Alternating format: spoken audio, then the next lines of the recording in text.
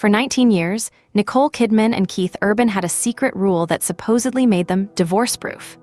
But in a shocking 37-page court filing, that rule was just replaced by a new one, the 59-day rule.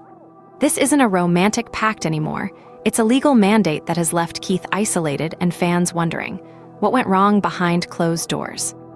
To understand the sheer magnitude of this legal pivot, we have to rewind to the very foundation of what made Nicole and Keith the ultimate Hollywood gold standard. For nearly 2 decades, they were the untouchable exception to the entertainment industry's brutal divorce statistics. They were the couple that survived against all odds, armed with a deeply publicized, intensely romanticized boundary known to the world as the 2-week rule. The premise was incredibly simple, but logistically agonizing. No matter where they were in the world, no matter what movie Nicole was shooting in a remote European village, or what stadium Keith was selling out in the American Midwest, they would never allow more than 14 days to pass without physically being in the same room. For years, the public consumed this narrative with absolute awe. It became the aspirational blueprint for modern celebrity marriages. Magazine covers praised their dedication. Talk show hosts marveled at their commitment. It felt like tangible proof that if 2 of the busiest, most sought-after stars on the planet could manufacture the time to keep their romance alive, anyone could. We heard the stories of Keith flying commercial overnight from Sydney to Nashville, landing just in time to play a show, simply because the 14-day clock was ticking down. We heard about Nicole wrapping a grueling 16-hour day on set, only to immediately board a private jet to intercept Keith on a tour stop for a mere 24 hours before flying back. It was framed as the ultimate sacrifice for love. It was framed as proof of their unbreakable bond. But as we now look at the smoldering wreckage of their 2026 divorce settlement, a completely different, much darker reality emerges. The 2-week rule was never a testament to their unshakable trust. It was a symptom of a relationship constantly teetering on the absolute brink of collapse. Think about the psychological toll of that relentless schedule. Think about the sheer anxiety of a countdown clock looming over your marriage every single day for 19 years. What started as a romantic gesture slowly mutated into a self-imposed prison of logistical terror. They were no longer traveling to see each other out of spontaneous desire. They were doing it to satisfy a rigid quota, terrified that if they slipped up even once, the entire facade would crumble. The intimacy became transactional. The reunions became scheduled obligations. And behind the radiant smiles on the Academy Awards red carpet, the exhaustion was quietly rotting the foundation of their empire. Now, pause for a second, because what I am about to tell you completely rewrites everything you thought you knew about this divorce. We all saw the headlines when the split was announced, but the mainstream media completely missed the most terrifying detail hidden deep within the legal jargon of their settlement. On page 22 of that 37-page court filing, the 2-week rule is entirely obliterated, replaced by a mathematically precise, brutally restrictive clause that family lawyers refer to as stipulated geographic alienation. This brings us to the shocking reality of the 59-day rule. Keith Urban has not just been given a standard custody arrangement. He has been legally capped at exactly 59 days of physical parenting time per calendar year. But wait, it gets even more intense. In just a moment, I am going to break down the highly calculated, deeply punitive reason why the number 59 was specifically chosen by Nicole's legal team, and how it traces back to a hidden power dynamic that has secretly controlled their marriage for over a decade. You see, in family law, specifically in ultra-high net worth international divorces, numbers are never arbitrary. Every single day, every single percentage point is fiercely negotiated and weaponized. 59 days out of a 365-day year is precisely 16%. In the realm of joint custody, an 80-20 split is generally considered the absolute baseline for a non-primary parent to maintain a meaningful, consistent presence in a child's life. Anything below 20% is historically reserved for extreme circumstances involving severe geographic limitations, historical absence, or deeply contested legal battles over parental fitness. By legally capping Keith at 16%, the settlement paints a devastatingly clear picture of who holds the ultimate power in the dissolution of this 19-year empire. The 59-day rule is completely unforgiving. It does not allow for rollovers. It does not account for the unpredictability of a global touring schedule. If Keith is scheduled for a legally allotted weekend, but a massive weather event cancels his flights, or a contractual obligation with a record label forces him to remain in the studio, those days evaporate. They are simply deducted from his annual total of 59, gone forever. Furthermore, the 59 days are strictly bound by stipulated geographic boundaries. The filing indicates a heavily lopsided arrangement favoring Nicole's primary residences, meaning Keith is the one forced to absorb the grueling, cross-continental travel just to fulfill his minimal parenting time.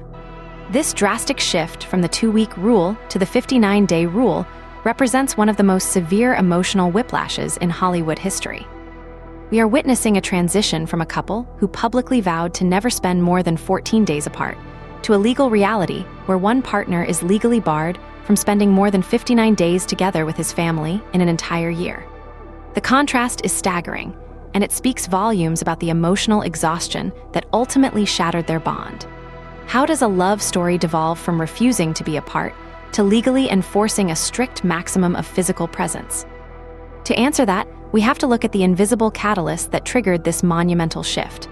For years, Nicole Kidman has been undergoing a massive career renaissance. She didn't just remain an A-list actress. She transformed herself into an incredibly powerful, prolific television and film producer. Through her production company, Blossom Films, she took absolute control of her creative destiny, spearheading massive, culturally dominant projects. This level of producing requires an unrelenting, immersive commitment. It means being the first person on set and the last person to leave the editing bay. At the exact same time, Keith-Urban's career evolved into an endless, repeating cycle of international arena tour and highly demanding Las Vegas residencies. Their lives became massive, autonomous corporations operating on completely different global axes. The 2-week rule, their supposed savior, simply could not scale to meet the demands of two exploding, multinational corporate empires. The breaking point wasn't necessarily a massive scandal or a singular explosive argument. It was the creeping, undeniable realization that their lives were no longer compatible without completely sacrificing their own individual ambitions. The effort required to synchronize their calendars required an army of assistants, fixers, and private aviation coordinators. The romance was replaced by a boardroom-level logistical operation.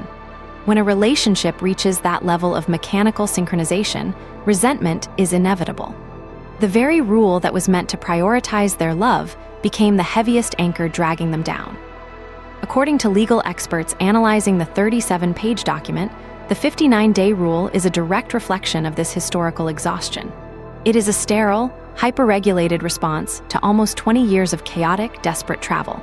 By reducing Keith's presence to 59 highly specific, legally mandated days, Nicole's camp has effectively eliminated the chaos. There are no more surprise visits. There are no more frantic, last-minute flights across the Pacific. There is only the cold, unyielding structure of the court order. This tragic evolution from the 2-week rule to the 59-day rule serves as a profound cautionary tale about the commodification of time in modern relationships. We live in a culture that loves to prescribe rules to romance. We look at celebrities and we beg them for their secret sauce, their one magic trick that prevents divorce. When Nicole and Keith offered up the 2-week rule, we eagerly swallowed it as gospel. We ignored the glaring reality that any relationship requiring such extreme, rigid boundaries is likely suffering from a fundamental lack of natural, organic connection. If you have to implement a strict, mathematical countdown to ensure you don't drift apart, you are already drifting. Furthermore, the 59-day settlement forces us to re-examine how the legal system weaponizes time during the dissolution of a family. In the eyes of the court, a father's value has been entirely quantified into an unyielding block of 59 days. The emotional nuances of parenting, the spontaneous moments of guidance, the quiet Sunday mornings, all of it is stripped away, replaced by a rigid calendar enforced by legal penalties. The 59-day rule isolates Keith, transforming him from an equal partner into a highly regulated visitor in his own family's life. Fundamentally alters the power dynamic, leaving one party with total control and the other fighting for scraps of time in a deeply asymmetrical legal landscape. Ultimately, The fall of Nicole Kidman and Keith Urban's golden marriage shatters the illusion of the perfect Hollywood couple. It proves that no amount of private jets, public declarations of love, or cleverly branded relationship rules can save a marriage from the crushing weight of divergent lives and unresolvable logistical chaos. The 2-week rule was a beautiful, desperate lie they told themselves to survive the pressure cooker of fame. And the 59-day rule is the tragic, inescapable truth of what happens when that pressure cooker finally explodes. The transition from an aspirational dream to a 37-page nightmare reminds us all that behind the glamour, behind the endless red carpets, the mechanics of a high-profile divorce are as ruthless, cold, and calculated as any corporate dissolution. The romance is gone, and only the numbers remain. As we continue to dissect the fallout of this massive pop culture event, one thing is abundantly clear. The celebrity relationship rules we idolize are rarely what they seem, and the legal battles that follow are far more brutal than the public is ever allowed to see. If you want to understand exactly how other high-profile celebrity divorces have secretly weaponized child custody laws to destroy reputations, you need to look at the terrifying precedent set in the courtroom just last year.